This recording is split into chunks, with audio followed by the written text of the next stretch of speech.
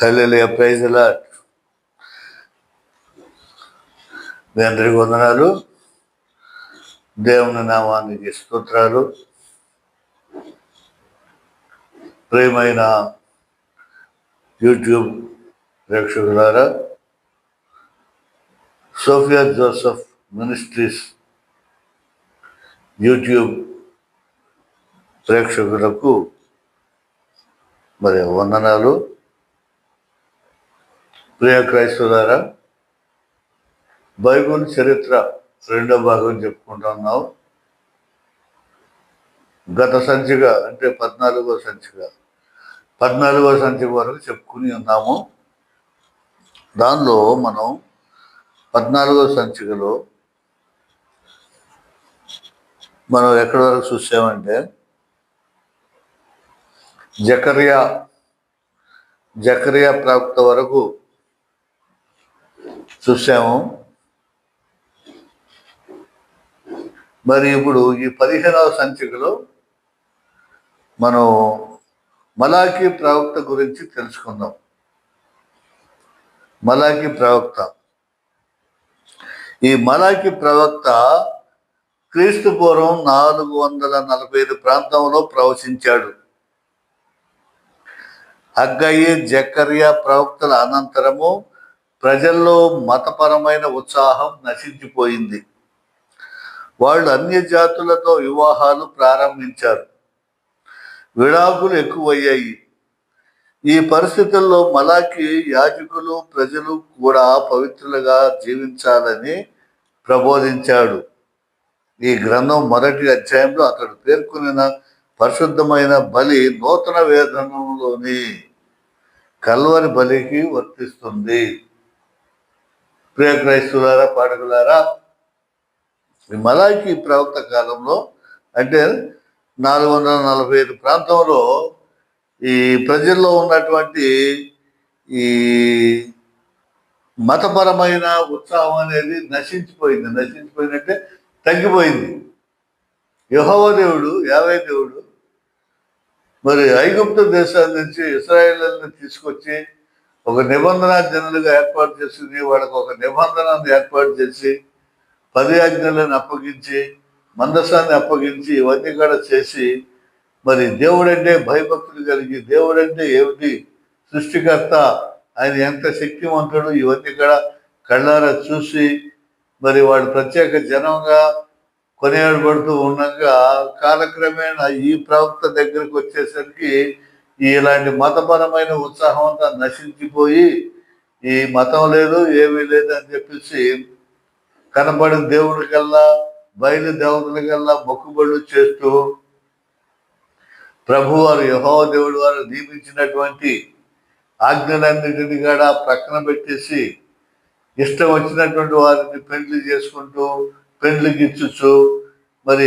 విడాకులు ఎక్కువైపోయింది. విడాకులు ఇచ్చేస్తాం అనేది ఎక్కువైపోయింది. మరి దేవుని దృష్టిలో, దేవుడి యొక్క విషయంలో విడాకులు అనేది చాలా తప్పు.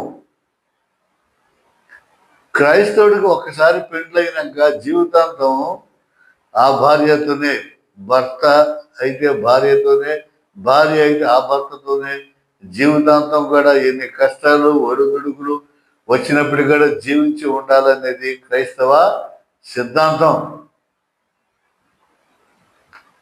సృష్టిలో మరి దేవుడు జంటగా మరి అవ్వ ఆదాన్ని ఏర్పాటు చేశాడు.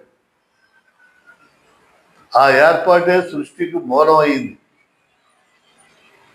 జనులు జన్మించడానికి, పుట్టడానికి, సంతాన అభివృద్ధి చెందడానికి, ఫలింపజేసుకోవటానికి నాంది అయింది.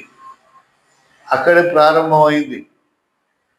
తర్వాత వివాహంలో కూడా, క్రైస్తవ వివాహంలో మరి ఒకరికి ఒకరు వాగ్దానాలు చేసుకుంటాం,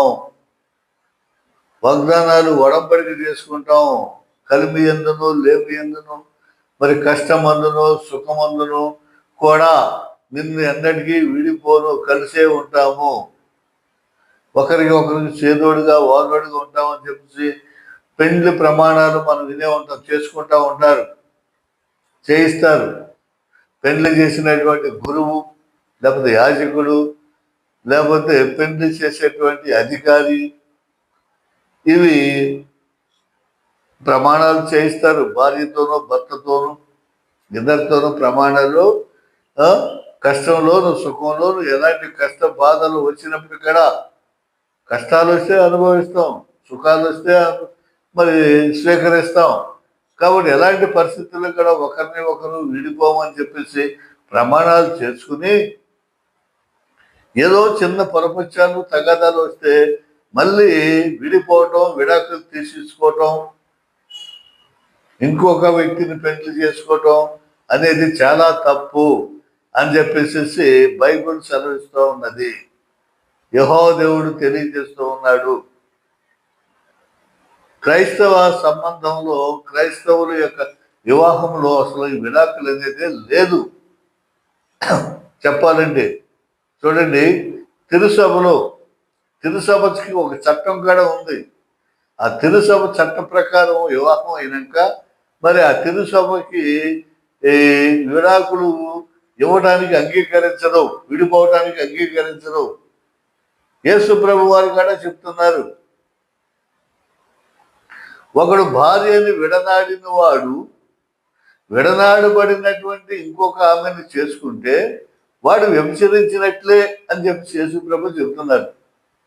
ఇప్పుడు మనం ఒక పెళ్లి చేసుకుందామండి, భార్య తప్పు చేసింది, లేదా భర్త తప్పు చేశాడు, వీళ్ళిద్దరికి మనసులో కలయిక లేదు, కలవట్లేదు, విడిపోయారు. ఈ విడిపోయినటువంటి వీడు మళ్ళా పెళ్లి చేసుకోవాలంటే విడిపోయినటువంటి ఒక అమ్మాయిని చూసుకున్నప్పుడు ఆ అమ్మాయి ఏం చేస్తుంది, కొంతకాలం భర్తతో మరి సాంగత్యం చేసింది కదా, సంసారం చేసింది కదా, అక్కడ విడిపోయి వచ్చింది కదా, మళ్ళీ వీడిగానే ఇక్కడ ఇంకొక అమ్మాయితో సాంగత్యం చేసి విడిపోయాడు కదా, ఇద్దరు కలిసి పెళ్లి చేసుకుంటే అవుతుంది, ఇద్దరు వ్యభిచారులు అవుతుంది.